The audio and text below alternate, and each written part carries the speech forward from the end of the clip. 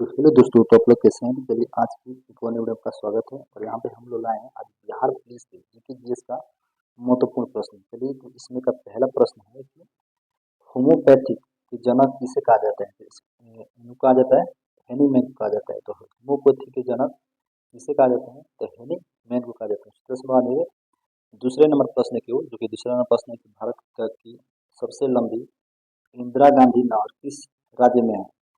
तो इसका right answer हो जाएगा राजस्थान। राजस्थान इसका राइट आंसर हो जाएगा। इसी तरह से बात करेंगे तीसरे नंबर प्रश्न की ओर। और देखिए तीसरे नंबर प्रश्न हमारा ये रहा कि बेरिकी किस देश की राजधानी है? तो ये राजधानी हो जाती है तो किरबाती। उसी तरह से हम ला देंगे चौथे नंबर प्रश्न पे। देखिए चौथे नंबर प्रश्न है कि नारायण पंडित की एक रचना का नाम बताइए। तो इनका हो जाएगा हितोपदेश। हितोपदेश इसका राइट आंसर हो जाएगा। इसी तरह से ला देंगे पांचवें नंबर प्रश्न पे। देखिए पांचवें नंबर प्रश्न हमारा ये रहा। और देखिए पांचवें प्रश्न में है कि गुजरात राज्य की एक परियोजना का नाम बताइए। तो इसका हो जाएगा सरदार सरोवर। इसका राइट आंसर हो जाएगा। देखिए इसी तरह से हम लोग आ जाएंगे देखिए इतिहास के प्रश्न की ओर। और देखिए इतिहास का पहला हमारा ये प्रश्न है कि सबसे प्राचीन वेद मतलब कौन सा है? तो इसका राइट आंसर हो जाएगा ऋग्वेद। सबसे प्राचीन वेद है ऋग्वेद। इसी तरह से हमारा दूसरा नंबर प्रश्न है कि भारतीय संगीत का जनक किसे कहा जाता है? तो ये कहा भारतीय संगीत का जनक किसे कहा जाता है? तो ये कहा जाएगा, सॉरी थोड़ा सा हो गया, थोड़ा सा आप लोग देख लीजिएगा, ये समी वेद को कहा जाता है। उसी तरह से हम लोग आ जाते हैं तीसरे नंबर प्रश्न पे इतिहास का। देखिए तीसरा प्रश्न है कि तंत्र मंत्र वाला वेद किसे कहते हैं? तो ये कहते हैं हम तो अथर्ववेद। अथर्ववेद को कहा जाता है। तंत्र मंत्र का जादू टोना अथर्ववेद में होता है। इसका वर्णन किया गया है। उसी तरह से देखिए चौथे नंबर प्रश्न है कि सबसे प्राचीन पुराण किसे कहते हैं? तो ये कहते हैं मत्स्य पुराण को कहा जाता है। उसी तरह से देखिए सिंधु सभ्यता की लिपि क्या थी? तो ये थी भाव चित्रात्मक। भाव चित्रात्मक थी। इसी तरह से देखिए इतिहास का पिता किसे कहा जाता है? तो हेरोडोटस को कहा जाता है। इसी तरह से बुला देंगे अगले नंबर प्रश्न की ओर। देखिए अगले नंबर प्रश्न हमारा ये रहा। देखिए अगले नंबर प्रश्न है कि सिंधु सभ्यता की प्रमुख विशेषता क्या थी? तो ये थी नगर परियोजना। उसी तरह से देखिए दूसरा प्रश्न है कि सिंधु सभ्यता का सर्वमान्य काल है। तो 2350 से 1750 ईस्वी पूर्व। उसी तरह से हम आ जाएंगे अगले नंबर प्रश्न की ओर। और देखिए अगले नंबर प्रश्न हमारा ये रहा कि हड़प्पा के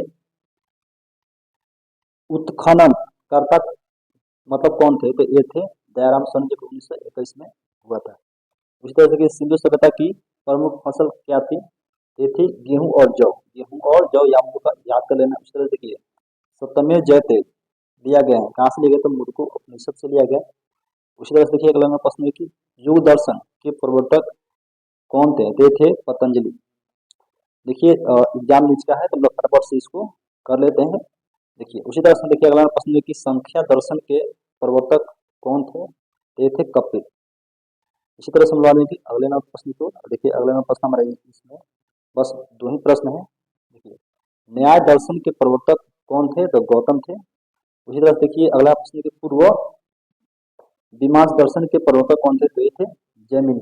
जैमिनी इसका राइट आंसर हो जाएगा। देखिए इसी तरह से हम लोग अगला प्रश्न हमारा ये रहा। ये बैंक का सबसे महत्वपूर्ण और निचोड़ ये हमारा प्रश्न है। तो देखिए इसमें का पहला प्रश्न है कि भारत भारत का केंद्रीय बैंक कौन सा है? तो ये हो जाएगा भारतीय रिजर्व बैंक। उसी तरह से देखिए दूसरा प्रश्न है कि भारत का मेट्रो पुरुष कौन कहलाता है? तो ये कहलाते हैं श्रीधरन। उसी तरह से देखिए तीसरा प्रश्न है कि भारत का पूर्व से पश्चिम तक का विस्तार कितना है? तो देखिए हम लोग थोड़ा सा यहाँ पे देखिए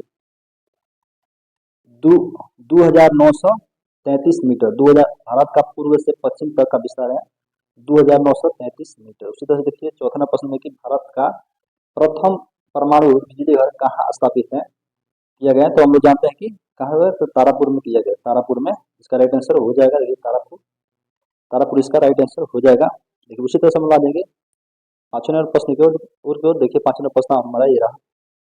और पांचवें प्रश्न की भारत का राष्ट्रगान सबसे पहले कब गाया गया था? तो ये गाया था 1911 के कांग्रेस के कोलकाता अधिवेशन में।